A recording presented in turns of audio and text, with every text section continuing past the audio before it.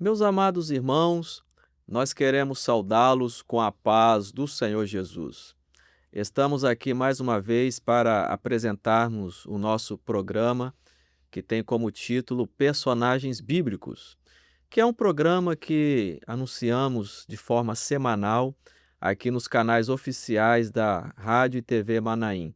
Está conosco mais uma vez pastor Luiz Carlos. Pastor Luiz, seja bem-vindo, à paz do Senhor. Amém. A paz do Senhor, a paz do Senhor a todos. Meus amados, nós no episódio passado iniciamos uma série sobre Esdras, que é um escriba sacerdote ali cuja sua história está descrita no Velho Testamento. Falamos naquele episódio passado da forma como Esdras foi inserido no projeto de Deus ali no período pós-cativeiro babilônico. E hoje, dando continuidade a esse personagem que estamos estudando, nós vamos ler um texto da palavra de Deus que está no Velho Testamento, Esdras, capítulo 8, versículo 31. A palavra de Deus diz assim: E partimos do rio Ava no dia 12 do primeiro mês, para irmos para Jerusalém. E a boa mão do nosso Deus estava sobre nós, e livrou-nos da mão dos inimigos e dos que nos armavam ciladas no caminho. E viemos a Jerusalém e repousamos ali 3 dias. Pastor Luiz, quando Esdras voltou ali de Babilônia, houve com ele um grupo de pessoas que o acompanharam. Agora, dando continuidade a essa história, vamos agora explicar para os nossos ouvintes quem eram esse grupo de pessoas, como que Esdras ali começou a trabalhar dentro daquilo que era o projeto de Deus para a vida daquele povo. Amém. Veja bem, por orientação do rei Artaxerxes, Esdras deveria levar com ele uma parte do povo de Jerusalém, mais os vasos de ouro, aquilo que foi retirado ali que Babilônia tinha levado, né? Nabucodonosor tinha levado de Jerusalém para a Babilônia. Então Esdras vai voltar com uma parte do povo que ele selecionou. Aqui no início do capítulo, ele fala cá dos filhos de Finéia, de Gesso, dos filhos de Tamar, Daniel. Ele levou sacerdotes, levou levitas e levou uma parte do povo que ele mesmo selecionou para Jerusalém. E nesse texto que acabamos de ouvir aí, que você leu no capítulo 31, fala como eles chegaram em Jerusalém, como que o Senhor livrou da mão dos inimigos. Por quê? É importante nós entendermos que a obra do Senhor, toda a história do povo de Israel, toda a história da igreja sempre teve oposição, Sim, mas o Senhor sempre deu livramento. glória a Então, Deus. houve oposição, o Senhor deu livramento, e a palavra fala que eles chegaram a Jerusalém, no capítulo 32, repousaram ali 3 dias. Esse 3 na Bíblia é um negócio que é maravilhoso, né? É um A número gente vê profético, que né? número profético, né? Estão debaixo da revelação. Estavam ali debaixo de uma O revelação. caminho de 3 dias, né? Caminho de 3 dias, né? A experiência lá de Abraão. Então, veja bem, eles chegam ali e a palavra nos fala aqui no capítulo 36, e isso é importante nós entendermos, porque já foi ordem do rei Artaxerxes, como nós falamos no capítulo anterior, e diz assim: então deram as ordens do rei aos sátrapas, que eram os governadores das províncias, aos governadores de Aquém Rio, e ajudaram o povo e a casa de Deus. Então, Esdras vai ali, é claro que tudo debaixo da orientação do Senhor, o Senhor usando o rei, dando a Esdras todos os recursos. Agora, uma pausa. Nós estamos realizando a obra do Senhor. A grande bênção que nós temos, quando o Senhor nos comissionou para realizar a obra, desde o pastor até o obreiro, a irmã que é usada, nunca faltou os recursos do Senhor para nós realizarmos a obra. Glória a Deus. em todos os aspectos. É claro que, veja bem, ali o Senhor proveu todas as coisas, porque havia um projeto, e o Senhor nos dá os recursos, mas também, quando o Senhor nos dá os recursos, o Senhor nos mostra a dependência do Senhor. E os maiores recursos que nós temos da parte do Senhor são os recursos da graça. Então, além de tudo aquilo que o Senhor nos dá, hoje nós chegamos e encontramos uma obra pronta, né? Nós temos o templo, nós temos já a doutrina, nós temos louvores, nós temos a palavra, Tudo tudo estabelecido, né? estabelecido. Mas, além de tudo, nós ainda temos recurso da graça. Então, quando nós precisamos tomar qualquer providência, qualquer atitude, oramos, buscamos o Senhor nos dá esse recurso. E Jesus, certa feita, perguntou aos seus discípulos, né? Quando vos mandei sem bolsa, alforje, espada, porventura vos faltou alguma Não coisa? falta nada, Nada nos faltou. nada nos faltou. Então, a maravilha da obra é essa aí. Então, a palavra nos fala aqui que estavam todas as coisas ali acertadas, todos os recursos do Senhor, porém, houve aquela oposição, que o Senhor deu livramento, mas agora vai aparecer uma situação dentro do povo de Israel. Então a palavra nos fala aqui, ó. Acabadas, pois, vou ler já no capítulo 9, acabadas, pois, estas coisas, chegaram-se a mim os príncipes, dizendo: o povo de Israel e os sacerdotes, os levitas, não se tem. Veja bem, sacerdotes e levitas, hein? Mas acontece isso com o pastor, com o diácono? Acontece sim. Isso está na Bíblia, né? Então tá. Não se tem separado dos povos dessa terra, seguindo as abominações dos cananeus, dos heteus, dos ferezeus, dos jebuseus, dos amonitas, dos moazitas, dos egípcios, dos amorreus, porque tomaram das suas filhas para si e para os seus filhos. Assim se misturou semente santa com os povos dessa terra, e até a mão dos príncipes. O magistrado foi a primeira nessa transgressão. O pecado no meio do povo, né? Olha só que coisa. Como é que o Senhor permite uma coisa dessa, né? A gente fica imaginando a bênção, como que o Senhor provê todas as coisas. O povo de Israel teve um juízo, porque não obedeceu às leis, não obedeceu ao estatuto, se afastou do Senhor. Foram levados 70 anos de cativeiro. Não podemos imaginar o que eles passaram lá. O templo destruído, muros queimados. Tudo, olha, uma miséria. Eles viram todo tipo de miséria em todos os aspectos, espiritual, miséria física, passaram necessidades, fora da terra, muitos talvez longe até de familiares, voltam para a terra, e, olha só, logo no início já começa a dificuldade. E eles sabiam que só voltaram porque a boa mão de Deus estava sobre eles, né? É, Era só descansar no Senhor e obedecer a Deus, né? exatamente, Mas exatamente. não foi isso que eles fizeram, não. Agora nós vamos ver aqui como que se usou Esdras. E onde nós vamos ver aqui como que Esdras foi usado ele como tipo do Espírito Santo para colocar em ordem todas as coisas. Agora eu pergunto, o senhor não sabia que ia acontecer isso? Ele é Ele onisciente, é né? onisciente, ele tem a presciência de todas as coisas. Por isso o senhor já enviou Esdras. E o Senhor, agora vamos lá para a igreja, né? Quando o Senhor Jesus, ele parte para o Pai, falou assim: ó, não vos deixarei órfãos. Tem um que vai tomar conta de vocês. Consolador, né? O Espírito Santo da verdade, que vos ensinará todas as coisas. Vos fará lembrar Amém. de tudo que vos tenho dito. É o Consolador. Mas ele é o Espírito da verdade. Então, quando o Senhor fala ali que ele estaria enviando outro, o Senhor estava mostrando que a igreja ela não estaria solta, não. Teria um que estaria ajustando a igreja durante todo o seu trajeto até o cumprimento do projeto, que é o arrebatamento da igreja. Então, nós vamos ver aqui como que o Senhor usou Esdras para ajustar as coisas com aquele povo. Agora, quando Esdras viu aquela situação do povo ali A palavra nos fala que eles estavam comprometidas com mulheres que não faziam a vontade de Deus, né, as hetéias.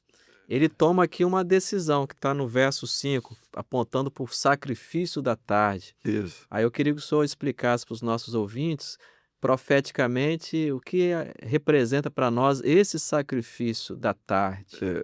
É, só para nós entendermos o profético, quanto aqueles do povo, os próprios levitas, os próprios sacerdotes, eles vão se misturar com os povos da terra, profeticamente aponta para aquilo que nós estamos vendo hoje no nosso meio, as pessoas se afastando do corpo, se afastando da igreja, porque quando fala mulher estranha, está falando religião, Se falando afastando do profético, né. do profético para aquilo que não é do Senhor.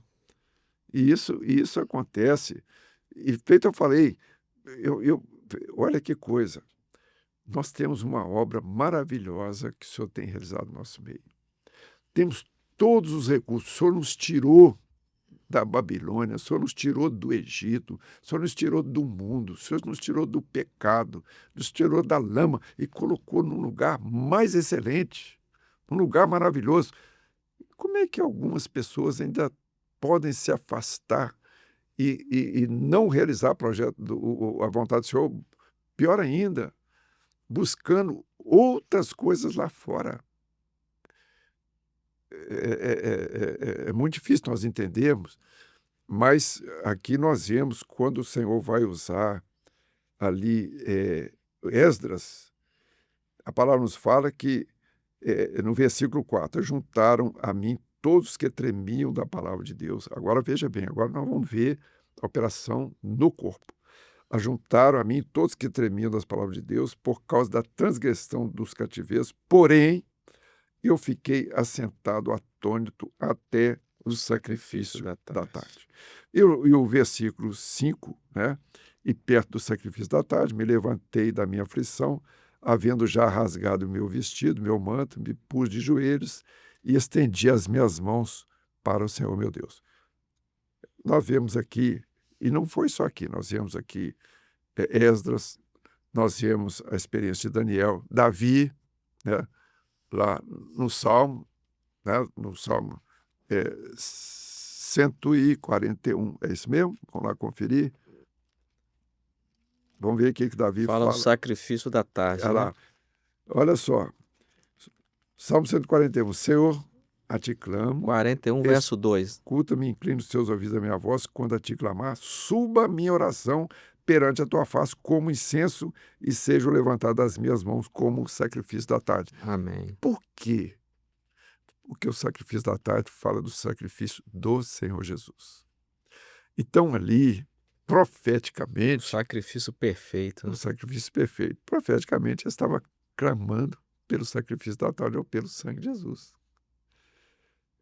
Porque ele sabia que era o momento dele entrar na presença de Deus, que era o momento onde Deus iria ouvir a sua oração. Então, a experiência dele, de Daniel, de Davi. Por que o sacrifício da tarde?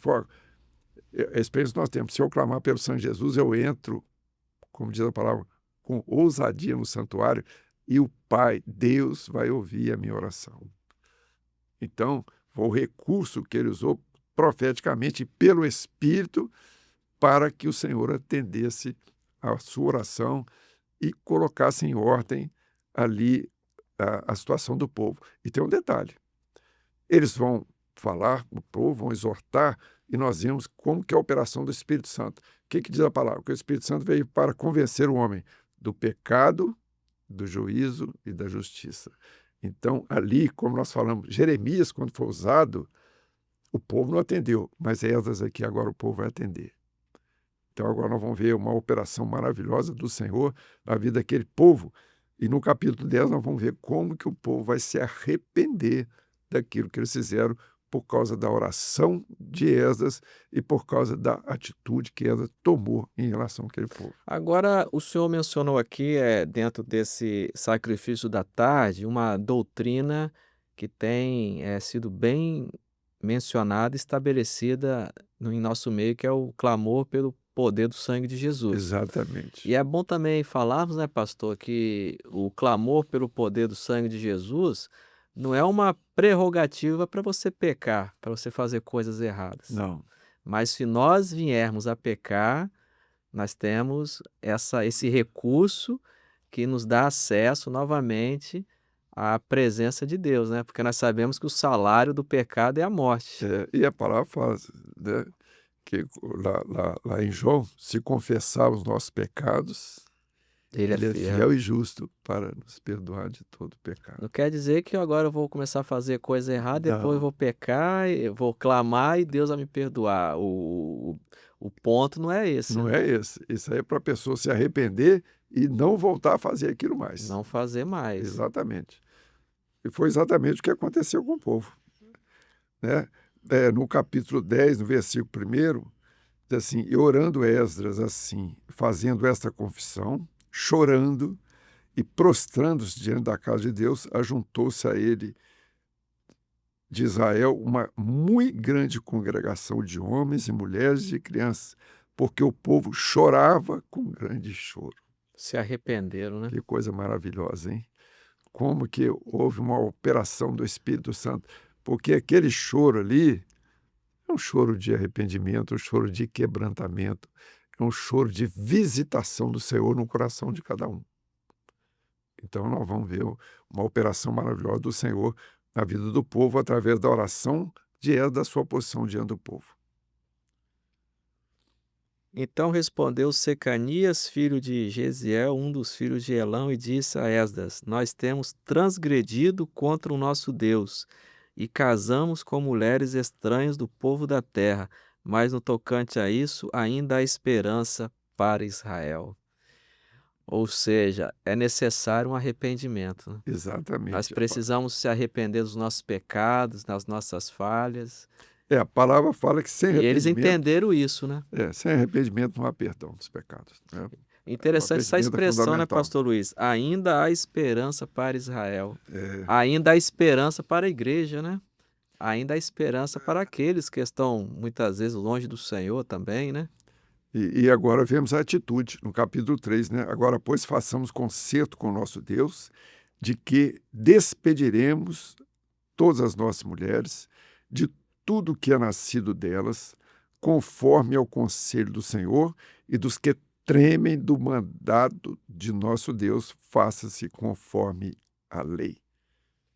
Olha só que coisa maravilhosa. Eles tomaram uma atitude, eles se desfizeram de tudo aquilo que não era do Senhor. Também agora isso é profético. Porque veja bem, se há alguma coisa que nós fazemos ou que nós fizemos não agrada ao Senhor, nós temos que nos desfazer de tudo. E quando eles desfazem é porque não vão voltar a fazer mais. Bom, olha, já nos arrependemos, já desfizemos de tudo. E a palavra fala aqui que, inclusive, os que é nascido dela, até os próprios filhos que eram deles, não teve acordo, não houve acordo. Desfizeram de tudo para atender aquilo que era a vontade do Senhor. Trazendo para os nossos dias, não tem como você ficar com um pé na igreja e um pé no mundo. Não, Você tem que estar definido. Ou você serve ao Senhor ou você não serve. Então o povo ali teve que se desprender de tudo, né? foi o que Elias falou, né?